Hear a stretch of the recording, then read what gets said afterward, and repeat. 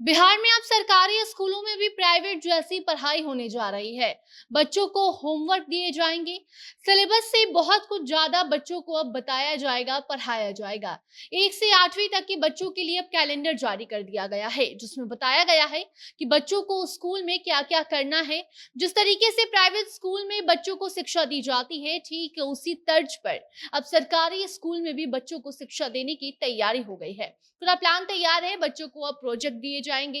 इसके साथ साथ टीवी भी देखने को कहा जाएगा। टीवी पर अंग्रेजी डिबेट को सुनने को कहा जाएगा।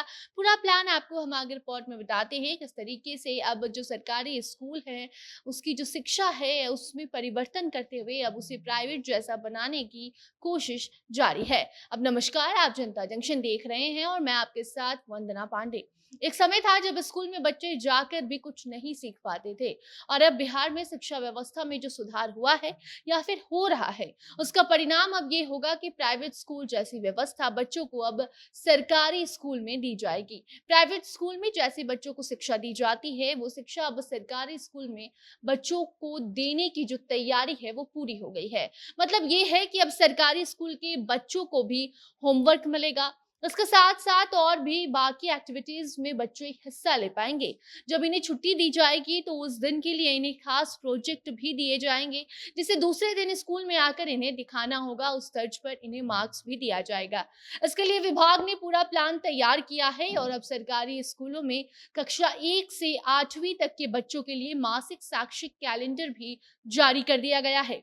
बिहार शिक्षा परियोजना परिषद के द्वारा सरकारी स्कूलों के बच्चों के लिए ये कैलेंडर पेश किया गया है, जिसमें साफ कहा गया है कि बच्चों को होमवर्क करना है। अब ये सब कुछ अनिवार्य कर दिया गया है। इसके साथ साथ बच्चों को अक्षर का ज्ञान होना जरूरी है। गिनती, उल्टी गिनती, ये सब कुछ याद करवाना है। इतना ही नहीं बल्कि कक्षा 8वीं के बच्चों के लिए स्पेशल टास्क भी देने की तैयारी है। कहा जा रहा है कि बच्चों को अंग्रेजी का ज्ञान हो सके, इसके लिए अब सिर्फ किताबी शिक्षा ही नहीं बल्कि टीवी के माध्यम से भी बच्चों को शिक्षा देने की पूरी तैयारी है। ये प्लान पूरा तैयार कर लिया गया है और इसी तर्ज पर अब बच्चों को होमवर्क में टीवी देखने को कहा जाएगा। मतलब कि टीवी पर होने वाली जो अंग्रेजी डिबेट होते हैं उसको सुनने को कहा जाएगा और उस बारे में स्कूल में आकर बच्चों को डिस्कस भी करना होगा। कई बार बच्चों को लिखने को भी दे दिया जाएगा कि आपने अंग्रेजी डिबेट से क्या समझा, क्या सुना, उसे लिखना होगा।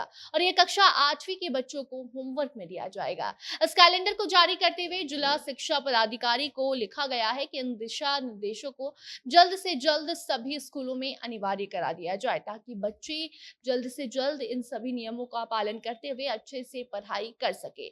इसके साथ साथ बच्चों को उनकी कक्षाओं की किताबों के सिलेबस को पढ़ने के साथ साथ बाकी और भी किताबों को पढ़ने की जो राय है वो मांगी गई है। कक्षा 8वीं के होमवर्क में हिंदू और उर्दू की पुस्तकों के अलावा और भी कई किताबों को पढ़ने का कार्य बच्चों को सौंपा जा सकता है। फिलहाल इस पर विचार विमर्श किया जा रहा है।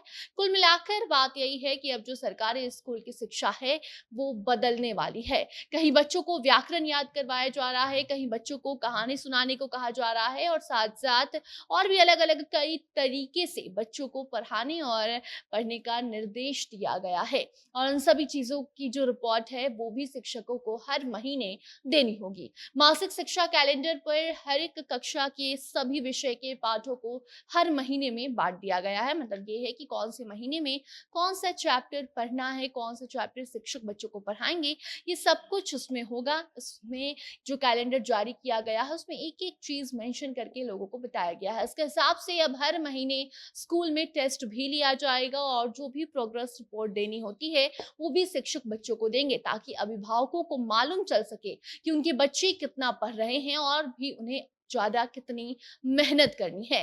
बाकी ये मासिक कैलेंडर जारी कर उसका पालन का आदेश दिया गया है। देखना होगा कि स्कूलों में इसे कब से लागू किया जाता है, शिक्षक और बच्चों के द्वारा किस हद तक इस नियम को माना जाता है और बाकी इससे आगे और भी क्या क्या व्यवस्था में सुधार आते हैं, ये भी देखने वाली बात होगी। इससे जुड़ी कोई नई जानकारी सामने आती है तो आपको हम जरूर बताएंगे। तब तक आप इस नई शुरुआत पर अपनी राय कमेंट बॉक्स में बताइए, वीडियो को शेयर कीजिए और बने रहें जनता जंक्शन के साथ। कैमरे के पीछे थे विशाल और मैं थी आपके साथ वंदना। धन्यवाद।